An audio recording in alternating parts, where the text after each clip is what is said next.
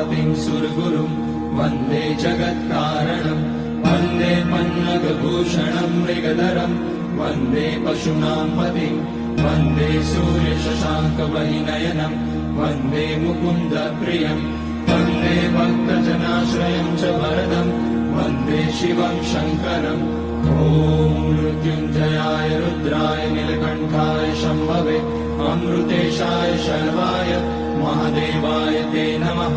नमस्तेऽस्तु भगवन् विश्वेश्वराय महादेवाय त्र्यम्बकाय त्रिपुरान्तकाय त्रिकाग्निकालाय कालाग्निरुद्राय नीलकण्ठाय मृत्युञ्जयाय सर्वेश्वराय सदाशिवाय श्रीमान् महादेवाय नमः।